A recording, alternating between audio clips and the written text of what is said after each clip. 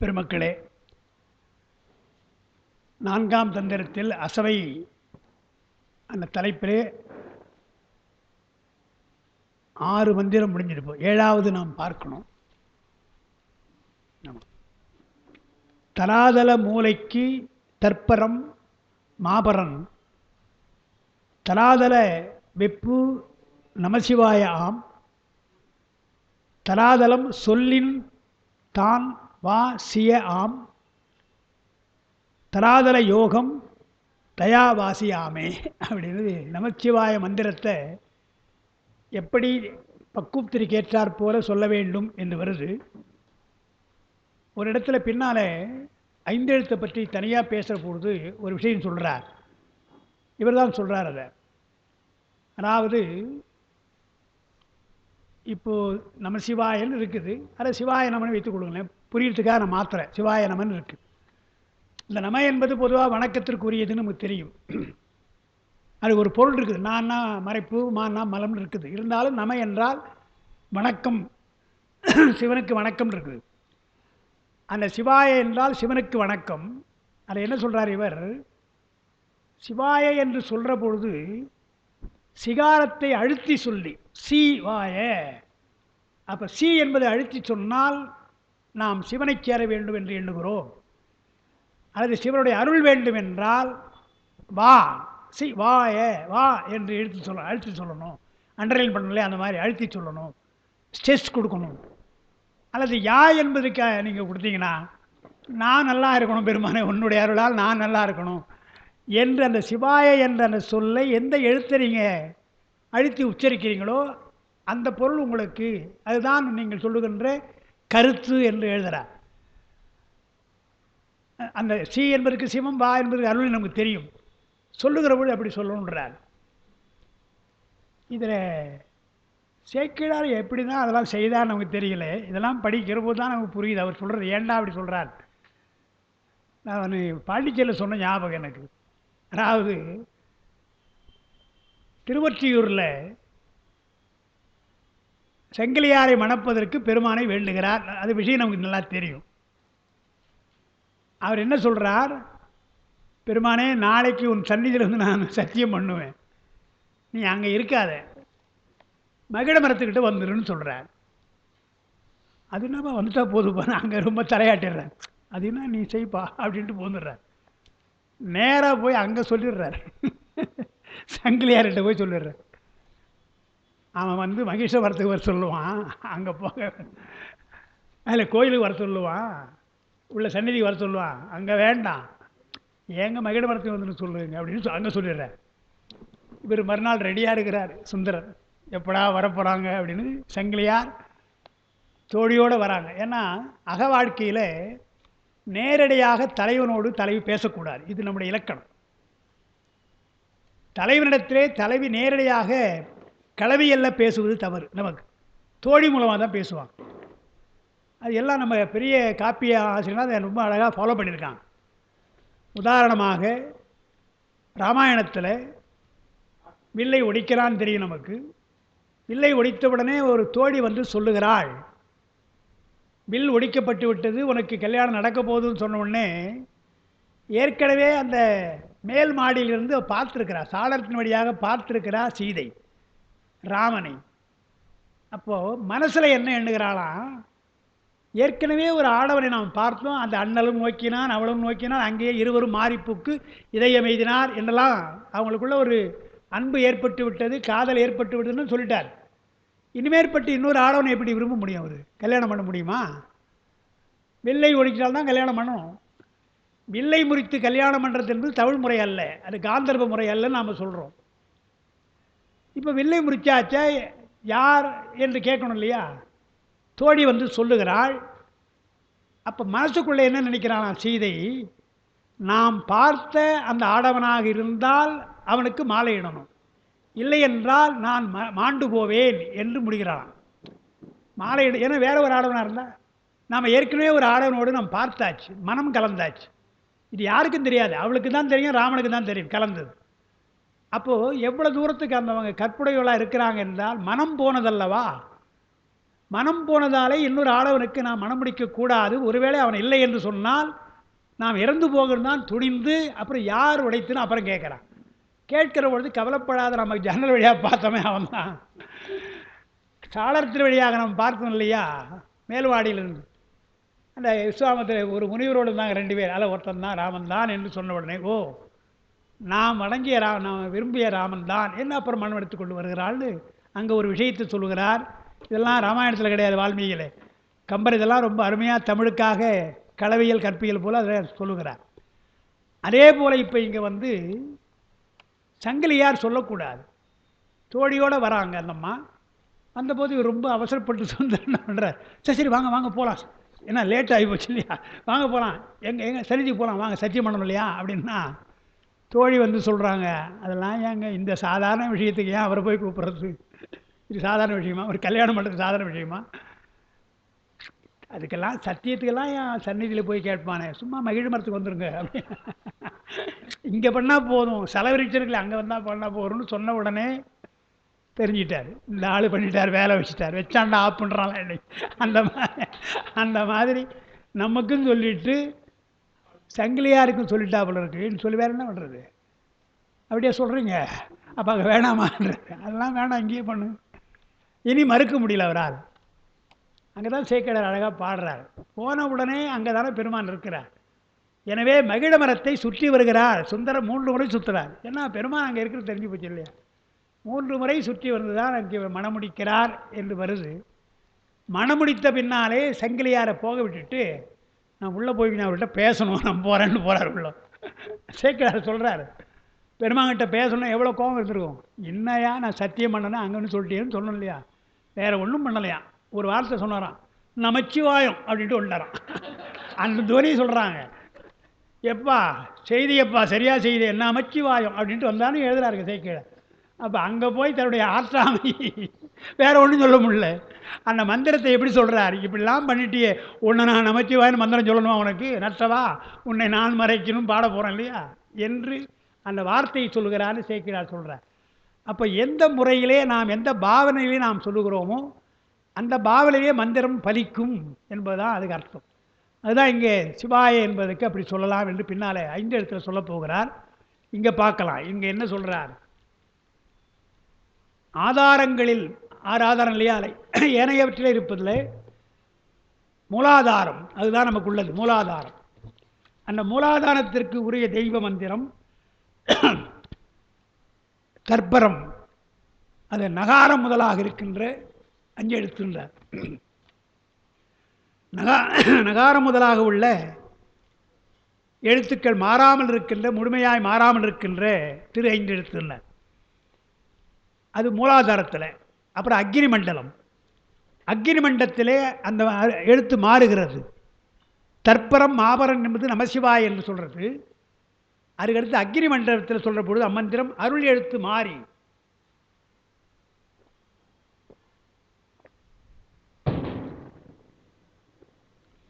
அருள் எழுத்து என்றால் வா, அந்த எழுத்து இடை நிற்க, மாறி இடை நிற்க, ஏனைய எழுத்துக்கள் முன்னின்றவாறே நிற்கும். அது என்னென்னு பின்னால் சொல்ல போகிறார். அருள் எழுத்து மாறுகிறது என்றார். அதற்கு மேல் உள்ள சூரிய மண்டலம், முதல்ல மூலாதாரம், அடுத்து அக்னி மண்டலம், அடுத்து சூரிய மண்டலம். சூரிய மண்டலத்திலே பாச எழுத்துக்கள் நீங்குகின்றன, ஏனை 3 முன்னே நிற்கிறது. பாச எழுத்து போய் 3 இருக்கிறது. அதற்கு மேல் யோகத்தால் அமையப்படும் சந்திரமண்டலம் நம்ம படிச்சிட்டோம், சந்திர யோகத்தை நம்ம படித்தோம். சந்திரமண்டல யோகத்திலே உயர்ந்த நிலையாக இருக்கிறதுனால அந்த சந்திரமண்டலத்தில் பசு எழுத்து நீங்குகிறது, ஆண்மை எழுத்து அந்த யா என்பது நீங்குகிறது. அருள்மயமான ஏனைய 2 எழுத்தும் அவ்வாறு நிற்கும். அதனை அறிந்த பின்னால் சிவயோகி தனது சிவயோகத்தை செய்யலாம். யா என்பது நீங்கினால் சிவயோகத்துக்கு நீங்கள் போகலாம் என்று ஒவ்வொரு எழுத்தாக நீங்குகிறது என்றால் ஒன்றொன்றாக விட வேண்டும், பாசம் கடல வேண்டும் என்றால் சிவஞான போரத்தில் மேஜராக இருக்கிற மாற்றத்தை சொன்னார். உராத்துணை தேர்த்து என பாசம் ஒருவ தன்னிடலாம் பதி விதி என்னும் 5 எழுத்தேன்னு சொன்னார். அங்கே சொல்கிற 5 எழுத்து என்பது நாமா நீங்கினால் பாச எழுத்து நீங்கணும்ண்டார். உராத்துணை தேர்த்து என்றால், உராத்துணை தேர் என்றால் காணல் நீர். காணல் நீர் போல இந்த பாசம் நமக்கு நீங்கி விடுகிறது. நீங்கினால் இந்த நாமா நீங்கினால் 5 எழுத்தில் நாமா போனால் சி வாயா 3 தான். அதுதான் அங்கே விதி என்னும் 5 எழுத்து. அதுதான் அந்த முத்தி பஞ்சாட்சரம். அதை நீங்கள் சொல்ல வேண்டும்னு அந்த 8ஆம் சூத்திரத்தை சொல்கிறான்னு பார்க்கிறோம். அதை சொல்கிறார்கள். திரு 5 எழுத்து மூலமந்திரத்தை மூலாதார மண்டலத்தில் நமசிவாய என்றும், அதற்கு மேல் அக்னி மண்டபத்தில் நம வாசிய நம சிவாய என்பதில் அந்த நாமாவுக்கு பதிலாக சி அந்தாண்ட போயிடுது, வா முன்ன வருது, இடை நிற்கிறது. நம வா சிய அப்படி வருது. அதற்கு மேல் சூரிய மண்டலத்திலே வாசிய என்றும், அதற்கு மேல் சந்திர மண்டலத்திலே வாசி என்றும் நிற்கும் என்பது இதன் தெளிவான பொருள்.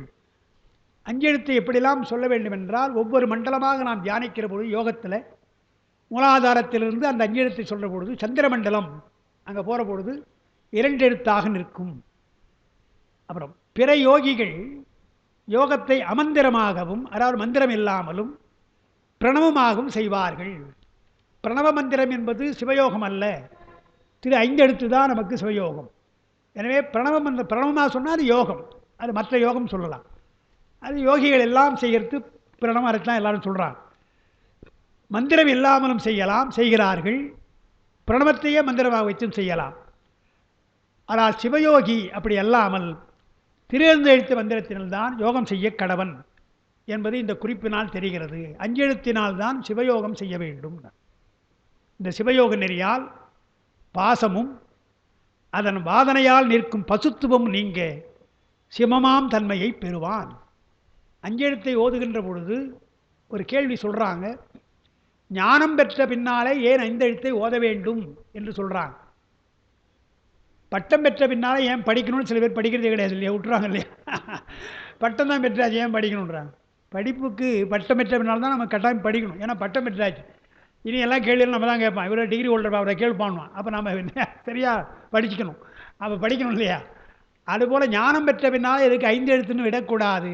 அது மல வாதனை நீங்குவதற்காக, மீண்டும் அந்த வாதனை தாக்காமல் இருப்பதற்காக 5 எழுத்தை ஓத வேண்டும் என்று நமக்கு சொல்லப்படுது. எனவே பட்டம் பெற்ற பின்னால் படிப்பது போல ஞானம் பெற்ற பின்னாலும் 5 எழுத்தை ஓத வேண்டும் என்று தான் இங்கே சொல்லுகிறார். பசுத்துவம் நீங்க வேண்டும். அந்த பசுத்துவம் என்றால் ஆணவத்தினுடைய வாசனை, அந்த ஆணவ வாதனைன்றாங்க இல்லையா, அது நமக்கு நடைமுறையிலே பார்க்கலாம். அது எதுபோல என்று சொன்னால், நான் அடிக்கடி சொல்கிறது, காஃபி குடிக்கக்கூடாது என்று ஒவ்வொரு முறையும் எண்ணுகிறேன். காஃபி குடிக்கிற பொழுதெல்லாம் காஃபி குடிக்கக்கூடாதுன்னு என்றேன். எப்படி இந்த குடிக்கிறவன் இருக்கலாம் இல்லையா, டாஸ்மாக்கு போகிறோம் இனி தான் கடைசின்றான் இல்லையா, அதே மாதிரி இல்லையா. அதே இந்த இசை அமைப்பாளர் விஸ்வநாதன், MS விஸ்வநாதன் ஒரு பேட்டியில் கொடுக்குறாரு. ஒரு பாட்டு ஒன்று, நான் கண்ணதாசன் வரப்போகிறார், கவிஞர் வரப்போகிறார், அதுக்கு முன்னால் ஒரு டியூன் போட்டுட்டேன். டியூன் போட்டுட்டு அதுக்கு நாமே ஒரு பாட்டு எழுதுவோம், சரணம் முதல்ல பல்லவி எழுதுவோன்னு அவர் எழுதிட்டாராம். என்னென்னா, இன்று முதல் குடிக்க மாட்டேன் அப்படின்னு ஒரு பாட்டு. அவர் பல்லவி அது, இன்று முதல் நான் குடிக்க மாட்டேன்னு இதை பல்லவி விட்டு வச்சுருந்தேன். கவிஞர் வந்தார், என்னப்பா என்ன இசை சொல்லு, மெட்டு சொல்லுன்னா அவர் மெட்டை போட்டாச்சு. மெட்டு போட்டு நான் சொல்ல அல்லவே, நானே பல்லவி வச்சுருக்கிறேன், இன்று முதல் நான் குடிக்க மாட்டேன் என்று ஆரம்பித்தாரான். அவர் சொன்னாரான், நீ தான் குடிப்பேன் நானும் தான் குடிப்போம், ஆனால் சரியாக பாடணும்.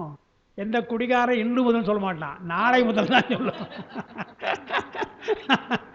நாளை முதல் குடிக்க மாட்டான்னு சொல்லுவான், தவிர இன்று முதல்னு சொல்ல மாட்டேன்டா, அதை மாற்று முதல்ல என்று அவரை நாளை முதல் குடிக்க மாட்டேன் சத்தியமடி தங்கம்னு அந்த பாட்டு எழுதணும்னு அழகாக சொன்னார். அப்போ குடிகாரனுக்கு என்னென்னா, இன்று முதல்னு சொன்னால் இன்றைக்கி எப்படி இப்போயே நிறுத்திடுவாங்க காப்பியே இல்லையா, நாளைக்கு பார்த்துக்கலாம் என்றதுக்காக நாளை முதல்றான். அந்த மாதிரி அந்த வாசனை இருக்கு இல்லையா, காஃபி குடிக்கக்கூடாது உறுதியாக என்றோம். ஆனால் மறுநாள் வந்த உடனே அவன் பக்கத்தில் ஆத்துறான், சூடாக ஆத்துறான், அந்த வாசனை வருது இல்லையா, சரி காப்பி கொடுப்பா இன்றைக்கி குடிச்சுக்கும் என்று ஒவ்வொரு நாளும் நாளைக்கு என்று திருநாளை போவார் மாதிரி நாம் காப்பி கொடுக்கணும் இல்லையா. அதுதான் சொல்கிறார், அந்த வாதனை தாக்காமல் இருப்பதற்கு 5 எழுத்து உங்களுக்கு. ஏனென்றால் பற்று நீங்கி விடலாம். மெய் உணர்ந்ததுக்கு அப்புறம்தான் அவார்த்தல்னு சொல்கிறார் வள்ளுவர். மெய் உணர்ந்தாச்சு, உங்களுக்கு ஞானம் மெய்யறி வந்துடுச்சு, அதுக்கப்புறம் அவார்த்தல் என்று சொன்னால், அந்த அவார்த்தல் என்பது மல வாசனைன்னு தாக்குறார். அந்த மலவாதனை தாக்காமல் இருப்பதற்காக மெய்யுணர்வு அதிகாரத்துக்கு பின்னால் அவார்த்தல் வைத்திருக்கிறார் வள்ளுவர்னு சொல்கிறார். அதுபோல் நாம் என்ன பண்ணுறோம், மெய் உணர்ந்த பின்னால் 5 எழுத்தை ஓத வேண்டும், அது மலவாதனை நீங்குவது. பசுத்துவம் நீங்குவதற்கு சிவமாம் தன்மை பெறலாம்ன்றார். மூலாதாரத்தை மூளை என்று சொல்கிறாங்க. அது சித்தர்களுடைய முறையெல்லாம் மூளைன்னு சொல்லுவாங்க. மூளை என்றும் குமரி என்றும் வாழைக்குமரியிடி என்றெல்லாம் சொல்கிறதெல்லாம் அந்த 6 ஆதாரங்களை சொல்லுகிற பொழுது சொல்கிற விஷயம். அதெல்லாம் அது சித்தர் பரிபாஷையில் அப்படி வரும். மூளை இருந்தாரை முற்றத்தை விட்டவர் சாலப்பெரியர் என்று உந்தியவர் தவத்தில் தலைவர் என்று உந்தியவர் என்று திருவுந்தியாரில் மூளை இருந்தார் என்றால் மூலாதாரத்தில் இருந்தவர்களை, முற்றம் என்றால் இந்த இடம் முற்றம், புருவநடு அல்லது அங்கே இருக்கிற சந்திரமண்டலம் முற்றம், நிலாமுற்றம்னு சொல்லுவோம் இல்லையா, அந்த நிலாமுற்றத்துக்கு கொண்டு செல்கிறார். மூலாதாரத்தில் இருக்கின்ற இந்த ஆன்மாவை முற்றத்திற்கு கொண்டு சென்றால் சாலப்பெரிய, ரொம்ப பெரியவங்கள்லாம் என்று சாலப்பெரிய என்று உந்தியவர் என்றால் யோகத்தினாலே அவர்களெல்லாம் ஞானத்து நிலை அடைந்திருக்கிறார்கள். சாலப்பெரிய என்று உந்தியவர் அவர் தவத்தில் தலைவர்கள், சரியிலிருந்து ஆரம்பித்து கிரியை யோகம் முடித்து ஞானத்தை வந்த தலைவர்கள் என்று அவங்களாம் ஞானத் தலைவர்கள் என்று உந்தியவர் என்று சொல்கிறார் என்ற திருவுந்தியார். தற்பரம் அரிதெய்வம் மாபரம் பதியாய் முழுமுதல்வனாய் உள்ள சிவன், தற்பரம் மாபரம் இரண்டும் ஆகுபயர் அதெல்லாம் இலக்கணமாக சொல்கிறாங்க. வாழா தராதலம் என்றாரேனும் அதற்கு மேல் உள்ள தராதலம் என்பதை கருத்து. பாட்டில் தராதலம் சொல்கிறார் இல்லையா, அதாவது தராதலம், தராதல மூளைக்கு தற்பரம், தராதல வைப்பு, தராதலம் சொல்லின் தராதல யோகம்ன்றா இல்லையா. தராதலம் என்று சொல்கிறது தாங்குகின்ற இடம்தான். தாங்குகின்ற இடமாக இருந்தால் அதற்கு மேல் உள்ள தராதலம் என்று தான் அர்த்தம். அதாவது துவாரசாந்தம்னு சொல்கிறோம் இல்லையா, அந்த துவாரசாந்த பெருவிடைத்தான் அவர் தராதலம் என்று சொல்லுகிறார் பார்க்கிறோம். ஏனென்றால் கீழ் உலகத்தில் தான் தராதலம் சொல்லுவோம். அதலை விதலை சுதலை தராதலை ரசாதலை பாதாளம் சொல்கிறோம் இல்லையா கீழ் உலகத்தை, அது அல்ல என்றார். தராதலம் என்றால் மேலே இருக்கிற இடம், அது மேல் உள்ள இடத்தை தராதலம் என்று சொல்லுகிறார். அது நாம் சொல்லுகின்ற அந்த 12 அங்குலத்துக்கு மேல் உள்ள மீதானம் என்று பார்க்கிறோம். தராதலம் என்பதை கருத்து என்றார். அடுத்து 16ஆம் பக்கத்தில் வெப்பு என்றால் வெப்பு இடைநின்ற இரு தராதலம் யோகம் இவையும் ஆகுபெயராய் அவ்விடத்தில் நிற்கும் மந்திரங்களை குறித்தன. அந்த மந்திரங்கள், அந்த வெப்பு என்பது சூரிய மண்டலம், சூரிய மண்டலத்துக்குரியது வெப்பு. அப்போ இடைநின்ற இரு தராதலம் அக்னி எல்லாம் சொல்கிறோம். மூலாதாரம், அதுக்கிடையில் அக்னி, சூரியன், அக்னின்னு சொல்கிறோம் இல்லையா, அந்த மண்டலங்கள் இவையெல்லாம் ஆகுபெயராய் மந்திரங்களை குறித்தன என்றால் அந்தந்த மண்டலத்திலே ஒரு மந்திரம் நமக்கு இருக்கிறது. நம சிவா என்பது மூல மந்திரம். இப்போ நம்ம வாசியே என்று சொன்னால் அது அக்னி மண்டலம் என்று சொல்கிறோம் இல்லையா, அதுபோல் இருப்பது என்றார். சிவயோகம் செய்வார், இங்கே வெப்பு அக்னி, இங்கே எழுதியிருக்கோம் வெப்பு அக்னி மண்டலம் யோகம் கூடுதல். சிவயோகம் செய்தவர் அறிதற்குரிய 4 மண்டல மந்திரங்கள் இவை என்பது குறிக்கப்பட்டன. மொத்தம் நமக்கு 4 மண்டலம் இருக்கிறது அல்லவா, அதை மூலதத்தை சேர்த்து சொன்னால் 4 மண்டலம். அந்த 4 மண்டலத்துக்குரிய மந்திரம் செய்து 5 எழுத்து தான் மந்திரம் இல்லைங்க, இதைத்தான் நீங்கள் பயன்படுத்த வேண்டும் என்று சொல்லுகிறான்னு பார்க்கிறோம். அது 7வது மந்திரமாக இருக்குது. அடுத்து 8வது மந்திரம் ஆமே சிவங்கள் அகார உகாரங்கள் ஆமே பரங்கள் அறியா இடம் என்ப ஆமே திருக்கூத்து அடங்கிய சிற்பரம் ஆமே சிவகதி ஆனந்தமாமே என்று 8வது மந்திரமாக இருக்குது. பிரணவ யோகி, பிரணவத்தை உச்சரிக்கின்ற யோகிக்கு அகார உகாரமாக இருக்கின்றது பிரணவ கலைகள். கலை என்றால் கூறுன்னு அர்த்தம். வளர்கின்ற பொழுது கலை கலையாக 16 கலையாக வளருது இல்லையா, அந்த ஆ ஊ என்பது பிரணவ கலையினுடைய கூறுகள். சிவயோகிக்கு முறையே திரு 5 எழுத்தில் இருக்கிற சிகார வகாரம். பிரணவயோகம் செய்தால் அந்த சாதாரண யோகிக்கு உள்ளது ஆ ஊ, அதுதான் அந்த எழுத்து அவனுக்கு. சிவயோகிக்கு அது சி வா. ஆ என்பது சி, அங்கே வா இருக்கு இல்லையா, அகார ஊ இருக்கு இல்லையா, அது வா என்று சொல்லணும். சி வா சிகார வகாரமாக நிற்கும். எனவே சிகார வகாரங்களின் பொருள்களாகிய அபரசிவனும் ஆதிசிவனும் சொல்லால் உணரப்படுவர் என்பதாம் மிக முக்கியமான செய்தி. அந்த செய்தி அது என்னன்னு படித்தா நமக்கு புரியல. சிவாய நம்ம மந்திரம் தானே அவர் சொன்னார். அதாவது சில முடிச்சுக்களை அங்கங்கே அழிச்சிட்டு போயிடுவார் சுந்தர மந்திரத்தில், புரிஞ்சுக்கிட்டோன்னு. நமசிவாய என்ற மந்திரத்தில் சிவன் தானே சொல்கிறோம். அந்த சிவன் யார் என்று கேட்குறார். பரசிவனா அல்லது தடத்த சிவனா அவரசிவனா என்று கேட்குறான். நமக்கு சாதாரணமாக அதை யோசிக்க மாட்டோம். நமசிவாயனா சிவனுக்குள்ளது அல்லவா, சி என்றால் சிவன் தான், வா என்றால் அருள் தான் நம்ம சொல்லிக்கிறோம். அதுதான் கெடுக்கிறார். சிவா என்பது அங்கே சி என்றால் அபரசிவன். ஏனென்றால் சொல்லுக்கு அடங்குதான் அல்லவா, சொல்லுக்கு அடங்காத நிலைதான் பரசிவம். சிகாரம் என்ற நாளத்தை கடந்தால்தான் அந்த சிகரம். அதனால்தான் சிவனை சொல்லுகிற பொழுது அபரசிவன் என்றும் பரசிவன் என்று ரெண்டாக நாம் சொல்கிறோம். ஆனால் பரசிவன் என்பவன் சுரூப லட்சணம், அபரசிவன் என்பது தடத்த லட்சணம் சொல்கிறோம். திருமந்தத்தை அவர் என்ன பண்ணிட்டார், இன்னும் சிறப்பாக சொல்லணும்னு சொல்லி பராபர சிவன் பரசிவன் சொல்லிட்டார். பராபர சிவன் தான் சொல்லை கடந்திருக்கிறான். பரசிவன் என்று திருமந்திரத்தில் அவர் சொல்கிறாருன்னா அது நாம் சொல்லுகின்ற தடத்த லட்சணம் என்று வைத்துக்கணும். அதனால் சீவா என்பது சிறுமந்திரத்தில் பெருமானை குறிக்கிற மந்திரம் தான், நந்திநாமன் நமச்சிவாய தான், எல்லாம் சரி. ஆனால் அங்கே சி என்பது அபரசிவன், வா என்பது அருள் ஆதிசக்தி, பராசக்தி அல்ல. எனவே அதை அண்டர்லைன் பண்ணி அதை மிக முக்கியமான ஒரு வரியாக நாம் தெரிஞ்சுக்கணும். அஞ்செழுத்தில் வருகின்ற சிகார வகாரங்கள் தடத்த லட்சணமாக இருக்கிற அபரசிவன் ஆதிசக்தியாக நமக்கு உதவுகின்ற பெருமான். ஆதிசிவன் ஆதிசக்தி நாம் சொல்லுவோம். பரசிவன் என்பது சொரூபம், ஆதிசிவன் என்பது தடத்தம். சொல்லால் நமக்கு உதவுகின்றான் பெருமான், அருளால் தான் நமக்கு உதவுறான். அந்த அருளால் உதவுகிற பொழுதெல்லாம் நமக்கு அது தடத்தம். பெருமானிடத்தில் போயிடும் பொருளாக நாம் பொருளை சிவன் என்ற பொருளை அடைகின்ற பொழுதுதான் அது ஆனந்த நிலை, அது பரசிவம். பரசிவத்திற்கு கொண்டு செல்வது இந்த ஆதிசக்தி என்று அர்த்தம். எனவே சிகார வகாரமாய் நிற்பது அதனுடைய பொருள் என்ன என்றால் அபரசிவனும் ஆதிசக்தியும் சொல்லால் உணரப்படுவர் என்பதான். அடுத்து நான் எழுதியிருக்கிறேன், சொல்லால் உணரப்படாத நிலையில் நிற்பவர் பரசிவனும் பராசக்தியுமே. சொல்ல கிடையாதுங்க, சொல் கடந்திருக்கணும், வாக்கை கடந்திருக்கணும். உரை உணர்வுக்கு எட்டாதவன் அல்லவா. எனவே உரை உணர்வுக்கு எட்டாதவன் பரசிவனும் பராசக்தியும். இங்கே சொல்லால் உணரப்பட்டால் அது ஆதிசிவனும் ஆதிசக்தியும் என்று வைத்துக்கொள்ளும். அவர்களது நிலை ஐந்தெழுக்கூத்து ஒழிய ஞான மாத்திரமாய் மேல் நிற்பதாம். பரசிவனுக்கு பராசக்தி எப்படி இருக்கிறாங்க என்றால் ஐந்தொழில் செய்கின்ற நிலை இருக்கிறதே அது ஆதிசக்தி, ஆதிசிவன். பராசக்தி அவர் என்ன செய்கிறார் என்றால் எல்லாவற்றையும் விட்டுட்டார். அவரது நிலை என்ன, ஐந்தொழில் கூத்து ஒழியன்னார். அந்த கூத்தே கிடையாது, கூத்து ஆடாமல் ஐந்தொழில் செய்யாமல் தானாக நிற்கின்றான். எந்த தொழிலுமற்று அறிவே நிலையாக சைதன்ய சுரூபமாக நிற்கிறான். அதுதான் பரசிவன். ஐந்தெழுத்து என்ற கூத்து ஒழிய ஞான மாத்திரமாய் மேல் நிற்பதாம்.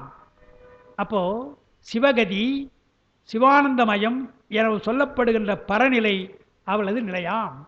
சிவானந்தத்திலே இருக்கிறோம், ஆனந்தத்திலே இருக்கிறோம் என்று சொன்னால் அது பரசிவ நிலை. ஆன்மா அங்கே பரசிவத்திற்கு போகிறது. நமக்கெல்லாம் அந்த சொல்லை கடக்கின்ற வரையில், உலகியலை கடக்கின்ற வரையில் உதவுகின்ற சக்தி ஆதிசக்தி தான், பெருமானுடைய ஆதிசக்தி. சொல்லை கடந்து பெருமான் பரசிவத்திலே கலந்தால் அங்கே உதவுவது பராசக்தி, ஆதிசக்தி அல்ல. பராசக்தி தான் உதவுகின்றது, அந்த ஆனந்தத்தை தருகின்றது என்று பார்க்கும். அது மிக நுட்பமாக நாம் புரிந்து கொள்ள வேண்டிய ஒரு விஷயம். சிவகதி சிவானந்தமயம் என சொல்லப்படுகின்ற பரநிலை அது அவளது நிலையாம். பிரணவ யோகத்தோடு நில்லாது சிவமந்திர யோகத்திலே செல்வோரே நாடத்தை கடந்து, எழுத பாருங்கள், நாடத்தை கடந்து பரநிலையை எய்துவார்கள். பிரணவ யோகம் என்பது 12 வகையாக அல்ல 16 கலையாக பிரித்து நாம் அடைகின்ற பிரணவ யோகம். அது நாம் சொல்ல கடக்கலை, சொல்லை கடக்க முயற்சி செய்து அங்கே போகிறோம் என்று தெரிகிறது. ஆனால் இங்கே பரவெளி என்று சொன்னால் சொல்லை கடந்துடணும். அப்போது மந்திர யோகத்தினாலே, ஐந்தெழுத்து மந்திர யோகத்தினாலே பரநிலைக்கு போக வேண்டும். அதுதான் சிவயோகத்தினுடைய முதிர்ந்த நிலை என்றார். பிரணயோகத்தோடு நில்லாது சிவமந்திர யோகத்திலே செல்வோரே நாதத்தை கடந்து பரநிலையை எய்துவார்கள். அதாவது சிவம் சக்தி நாதம் விந்து நாம் சொல்றோம் இல்லையா, அதை கடப்பார்கள். அவருக்கும் பிரணவம் பழிக்குமாற்றைத்தான் முதற்கண் கூறினார். சிவயோகத்தில் இருக்கின்றவர்களுக்கு பிரணவம் வேண்டுமல்லவா, எனவே அந்த பிரணவத்தை இங்கே சொன்னார். ஏன் சார் நான் பிரணவம் தான் வேண்டாமே, அதை கடந்து தானே போகணும்னு சொன்னால், இல்லை, அது முதல் நிலையாக பிரணவயோகத்திற்கு பிரணவம் தேவை. அதையும் சொல்லி அதுக்கு மேல் சிவயோகம் சொல்வதற்காகத்தான் பிரணவயோகத்தை சொன்னார் என்று பார்க்கிறோம். அதாவது ஏதாவது ஒரு வழி சொல்லணும்னு சொன்னால் போகின்ற வழிக்கு அவங்க எங்கேருந்து இடம் தெரியாது. இப்படி போயிட்டு இருந்தால் ஒரு இடம் உனக்கு தெரியும் அல்லவா, அங்கேருந்து போகணும்னு சொல்கிறோம் இல்லையா. அதே மாதிரி பிரணவ யோகம் என்பது எல்லாருக்கும் தெரியும் அல்லவா. எனவே தெரிந்த யோகமாக இருக்க பிரணவ யோகம் அல்லது பிராசார யோகத்தை சொல்லி பின்னாலே சிவயோகத்தை சொல்லுகிறார் என்று பார்க்கிறோம். அகர உகாரங்கள் சிவங்களாமே பாட்டில் வருது இல்லையா. அகர உகாரங்கள் எல்லாம் சிவங்கள் நான். ஆமே சிவங்கள் அகார உகாரங்கள் பாட்டில் வருது. அது எப்படி மாற்றிக்கணும்? அகார உகாரங்கள் சிவம் ஆமே, சிவங்கள் ஆமே என்று மாற்றிக்கணும். அகார உகாரங்கள் சிவங்கள் ஆமே. சிவங்கள் என்றால் சிம்பம் தனிப்படை எடுத்து கூறும்போது இவ்வாறு விந்துடன் கூறுதலும் உண்டு.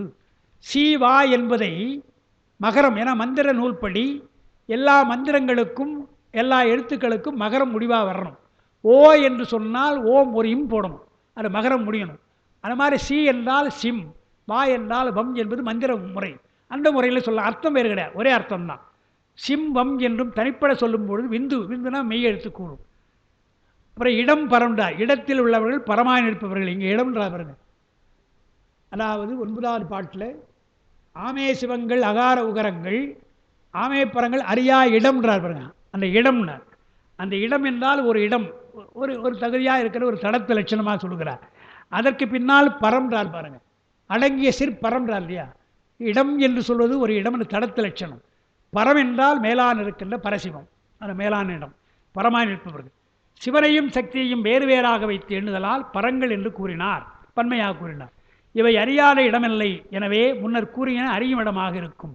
இதனால் அசபை சிவயோகிகளுக்கெல்லாம் சிவமந்திரமாய் பயன்படுதல் கூறப்பட்டது. அசபையினுடைய சிறப்பு என்ன என்றால், சிவயோகத்தில் அது சிகார வகாரமாக சிம்பம் என்ற முறையிலே அது கூறப்படுகிறது என்று சொல்கிறார். அதோட முடிச்சலாம், இன்னும் நேரமாயிருந்தா. 7 ஆயிடுச்சு. அதான் அதை 8 பாட்டு தான். 9வது பாடலாம் இன்னும் இந்த பார்க்கலை. அடுத்த வகுப்பு நமக்கு மே மாதம் 27ஆம் தேதின்னு ஐயா சொல்லியிருக்காங்க. மே 27, 30, 27 செவ்வாய், 30 வெள்ளி என்றால் கோடை வகுப்பு மே மாதம் நடக்குது, தொடர்ந்து நடக்குது. திருமறை அழைப்பில் நடக்கிறது, தொண்டை மண்டலத்தில் நடக்குது. அந்த 2 முடிந்த பின்னால் 24 அந்த கோடை வகுப்புலாம் முடிஞ்சு போகுது. எனவே 27, 30, மே 27, 30 நம்முடைய திருமந்திரத்தை நம்ம நடத்தலாம் என்று சொல்லியிருக்கிறாங்க. அதனால் இப்படி ஒரு அரிய வாய்ப்பை எல்லாம் நமக்கு தருகின்ற சிவஞான அருளின் அறக்கட்டளை சார்ந்த ஞானமையா அவர்களுக்கு என்னுடைய தனிப்பட்ட முறையிலே நன்றியை கூறிக்கொள்கிறேன். இதெல்லாம் ஒளிப்பதிவு செய்கிறார், காணொளி செய்கிறார். அவர் எவ்வளோ கஷ்டப்படுறார், எங்கேருந்து வருகிறார். அவருக்கு இந்த நேரத்தில் நாம் நன்றியை தெரிவித்துக் கொள்கிறோம். இருந்து கேட்ட பெருமக்களை அவங்களுக்கெல்லாம் இந்த நேரத்திலே நான் நன்றி தெரிவித்து அமைகின்றேன். வணக்கம்.